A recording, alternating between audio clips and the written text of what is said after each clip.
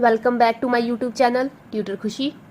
तो गाइज मैं आज आपको क्वेश्चन कंप्लीट करवाने वाली हूँ। मैंने लास्ट कोलेटर सिक्योरिटी का डिबेंचर का आपको फर्स्ट मेथड के साथ क्वेश्चन सॉल्व करना सिखाया था। ऐसा आपको क्वेश्चन एग्जाम में देखने को मिल सकता है 3 मार्क्स में। ठीक है, अब मैं क्या है सेकंड मेथड में आपको क्या है क्वेश्चन करवाना बताती हूँ। Just second. यप, ठीक है। पहले सेकंड मेथड में उसने क्या बोला है हमें, when company decide to record the issue debenture as an collateral security. मैंने ए केस में आपको क्वेश्चन करवा दिया था ये वाला। अभी क्या है हम सेकंड केस में क्या क्वेश्चन को सॉल्व करेंगे। हम यहाँ पे सीधा सीधा लिख लेते हैं सेकंड मेथड। अब बोला है कि डिबेंचर को इशू को रिकॉर्ड करना है। इसमें क्या है आपकी एक एंट्री बढ़ जाएगी। पहली एंट्री क्या है जो हमने लास्ट केस में करी थी, bank account debit to bank loan. ये एंट्री तो क्या है हम करेंगे ही करेंगे, क्योंकि हमने बैंक से लोन लिया है। ये एंट्री तो क्या है हम करेंगे। तो कितने का लोन लिया है हमने, Tejas Limited to loan from SBI ₹5 lakh का। ठीक है, तो हमने 5 लाख का लोन लिया है। पैसे आए हैं bank account debit to bank loan account. कितने का लोन लिया है हमने, 5 लाख रुपीज का लोन लिया है। ठीक है, और सेकंड ये एंट्री तो आपके पहले केस में हुई थी जब आपका फर्स्ट केस था bank account debit to bank loan. ठीक है, यहाँ पे भी bank account debit to bank loan तो आएगा ही आएगा। बट एक सेकंड एंट्री क्या होगी, debenture suspense account debit to debenture account to 7%। Debenture दिए हैं टू 7% डिबेंचर अकाउंट। ठीक है, यहाँ पे देख लीजिए हमने डिबेंचर लोन लिया है 5 लाख रुपए का और कंपनी ने as an collateral security 7 lakh रुपए के डिबेंचर दिए हैं। तो हम क्या है यहाँ पे 7 लाख जितने के हमने debenture as an collateral security issue किए हैं तो यहाँ पे उतनी अमाउंट आएगी। ठीक है ना, हमारे पास पैसे नहीं, डिबेंचर गए हैं इसलिए डिबेंचर को क्या है क्रेडिट करेंगे। पर डिबेंचर के बदले में कुछ आया नहीं है, ना ही बैंक आया है, ना ही कोई एसेट, ना ही ठीक है ना, कुछ नहीं ऐसा आया। तो हम क्या डिबेंचर सस्पेंस अकाउंट को क्या है डेबिट करेंगे। आपकी एक एंट्री ये बढ़ गई। अब क्या है फाइनल अकाउंट में इसकी एंट्री करेंगे हम। आप BS दैट मीन के बैलेंस शीट आप फुल फॉर्म में लिखोगे। हाँ, तेजस लिमिटेड का ही है, तेजस लिमिटेड। ठीक है, हम छोटा सा बैलेंस शीट का क्या एक्सट्रैक्ट बनाएंगे। आपको एग्जाम में भी ऐसा ही करना है। अगर आपको ऐसा क्वेश्चन आ गया तो आप बिल्कुल ऐसे ही सॉल्व करोगे। ठीक है, पहले आप क्या है जर्नल की 2 फॉर्मेट बनाओगे और जर्नल की क्या है दोनों एंट्रीज डालोगे और उसके बाद क्या है बैलेंस शीट का एक्सट्रैक्ट बनाओगे और साथ में इसका बैलेंस शीट का नोट्स टू अकाउंट्स। ठीक है, आपको फुल 3 या 4 मार्क्स जितने का भी एग्जाम में आया है आपको पूरे मार्क्स मिल जाएंगे। अकाउंट्स में एक ये बेनिफिट होता है कि आपको पूरे मार्क्स मिल सकते हैं अगर आपने अच्छे से क्वेश्चन को सॉल्व किया हो। ठीक है, तो अब क्या है हमारा यहाँ पे आता है बैलेंस शीट का फॉर्मेट बना लिया, particular, note number, current year and previous year. सबसे पहले आता है इक्विटीज एंड लाइबिलिटीज। ठीक है ना, उसका सेकंड सब हेड होता है नॉन करंट लाइबिलिटीज। उसका सब हेड है लॉन्ग टर्म बोरोइंग्स। इसमें लिखा जाएगा हमारा लोन एंड डिबेंचर। डिबेंचर भी लॉन्ग टर्म बोरिंग में आते हैं और हमारा जो क्या लोन बैंक लोन वो भी लॉन्ग टर्म बोरिंग में आता है। अब क्या है हम बनाएंगे नोट्स टू अकाउंट्स। आपको एग्जाम में बिल्कुल ऐसे ही क्लीन काम करना है, तभी क्या है आपको फुल मार्क्स मिलेंगे। नोट्स टू अकाउंट्स है, यहाँ पे आप बना लीजिए पर्टिकुलर एंड अमाउंट। आप ऊपर लिख लीजिए ये है पर्टिकुलर्स और ये क्या है आपका अमाउंट।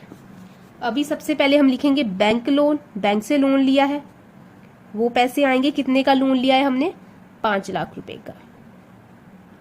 ठीक है, उसके बाद क्या है डिबेंचर इशू हुए हैं। डिबेंचर इशू हुए हैं तो ये क्या है बैलेंस शीट में इसे हम शो करेंगे लॉन्ग टर्म बोरिंग, क्योंकि हमारा केस ही यही है when the company decide to record the debenture. Debenture को रिकॉर्ड करना है, दैट मीन कि उसको हमें बैलेंस शीट में भी शो करेंगे। 7% डिबेंचर अकाउंट डेबिट। कितने के दिए हमें 7%, ये 5 लाख रुपए ऐसे ही बाहर आ जाएगा। हमें दिए 7 लाख के डिबेंचर दिए ना as an collateral security issue हुए हैं। 7 लाख की एंट्री डाली है हमने। लेस डिबेंचर सस्पेंस को लेस कर देंगे, less debenture suspense account debenture suspense account में कितने पैसे डाले हैं, हमने 7 लाख रुपीज डाले हैं, तो 7 लाख को ही क्या है हम लेस कर देंगे। 7 में से 7 लाख को लेस किया तो कुछ नहीं बचा, नील बचा, तो हमारा क्या है टोटल 5 लाख ही आ जाएगा। ठीक है, और इसे हम करंट ईयर के में शो कर देंगे। एक चीज आप देखेंगे, अमाउंट में कोई डिफरेंस नहीं गया, यहाँ पे भी 5 लाख आया है और इस केस में भी हमारा लॉन्ग टर्म बोरिंग में 5 लाख रुपए ही आया। बस चेंज किस चीज में आया है, चेंज आया है हमारा इसकी एडजस्टमेंट में, जो हमने डिबेंचर की और डिबेंचर सस्पेंस की हमने जो एडजस्टमेंट की है, चेंज आया है सिर्फ उसमें किया। ठीक है, बाकी क्वेश्चन में कोई भी चेंज नहीं आया है। तो ये है आपका सेकंड मेथड में क्वेश्चन, और ज्यादातर आपको क्या है एग्जाम में सेकंड मेथड ही पूछा जाता है, आपको फर्स्ट मेथड बहुत कम पूछा जाता है। आपको सीधा सीधा जब आएगा, आपको 2 एंट्रीज डालनी है, बैलेंस शीट टेक्स्ट टाइप डालना है, नोट्स अकाउंट्स बनाना है और आपका काम खत्म। ये हो गया आपका डिबेंचर एज लेटर सिक्योरिटी, खत्म हो गया है टॉपिक। उसके बाद एक छोटा सा टॉपिक जो मैंने आपको बताया था कंसिडरेशन अदर देन कैश का बचा है, उसे मैं कंप्लीट करवा देती हूँ। कभी कभी प्रीलिमिनरी एक्सपेंसेस में क्या होता है कि केस में भी क्या है डिबेंचर इशू किए जाते हैं। अब प्रीलिमिनरी एक्सपेंसेस का केस का क्या मतलब, अभी प्रीलिमिनरी एक्सपेंसेस क्या होते हैं, फॉर्मेशन एक्सपेंसेस बोलते हैं इसे। जब कंपनी बन रही होती है तो क्या होता है, एक प्रमोटर पर्सन होता है जो कंपनी के रिगार्डिंग, उसके बनने के रिगार्डिंग जो होता है पेपर वर्क होता है, जो भी सारा स्टैम्प ड्यूटी रजिस्ट्रेशन की फीस होती है वो सारी क्या है वो पे करता है, प्रमोटर पे करता है। बाद में वो क्या है वो पैसे कंपनी से, जब कंपनी रजिस्टर हो जाती है वो पैसे क्या है कंपनी से डिमांड कर लेता है, कंपनी से वापस मांग लेता है। ठीक है, तो प्रीलिमिनरी एक्सपेंसेस कौन करता है, फॉर्मेशन के एक्सपेंसेस प्रमोटर करता है, उसे प्रमोटर बोलते हैं। वो पर्सन जो क्या है कंपनी को स्टार्ट खड़ा करने के लिए, बनाने के लिए फर्स्ट इनिशिएट लेता है, उसे क्या हम प्रमोटर बोलते हैं। ठीक है, अब इस केस में क्या होता है, अब प्रीलिमिनरी एक्सपेंसेस किसने किए हैं, प्रमोटर ने किए हैं। अब प्रमोटर को क्या है ये एक्सपेंसेस कंपनी को बाद में वापस करने पड़ते हैं। तो कंपनी क्या है, कंपनी जब बन जाती है, रजिस्टर हो जाती है, तो वो प्रमोटर को उसके पैसे वापस नहीं करती जो उसने एज ए प्रीलिमिनरी एक्सपेंस खर्च किए होते हैं, यूज किए होते हैं। उन पैसों के बदले में वो क्या है उसे डिबेंचर इशू कर देती है। तो आपकी एंट्री क्या होगी, पहली तो यही होगी, preliminary expense account debit to promoter. Expenses किसने की है, प्रमोटर ने की है। ठीक है, जितने एक्सपेंस किए होंगे हम यहाँ पे लिख देंगे। उसके बाद में आएगा दूसरी एंट्री, प्रमोटर अकाउंट डेबिट। अब उसको पैसे वापस करने, पैसे नहीं कर रहे हम, क्या है इसे डिबेंचर दे रहे हैं, तो आ जाएगा टू डिबेंचर अकाउंट। अब ये एट प्रीमियम हुए, एट पार हुए, एट डिस्काउंट है, उस हिसाब से ये क्या है आपकी एंट्री मोल्ड हो जाएगी। ठीक है, और सेकंड एक जो छोटा सा और बचा है वो that is under writing commission का।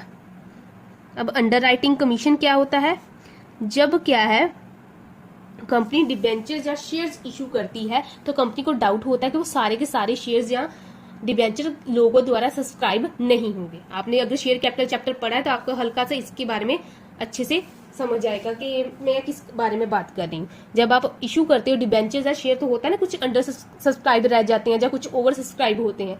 ठीक है ना, जो अंडर सब्सक्राइब होते हैं ना, उस केस में क्या है अंडर राइटिंग कमीशन हमारा काम करता है। मान लीजिए कंपनी ने क्या है 1 लाख डिबेंचर इशू कर रही है, बट लोगों ने क्या है सिर्फ 80,000 डिबेंचर्स के लिए ही सब्सक्राइब किया है।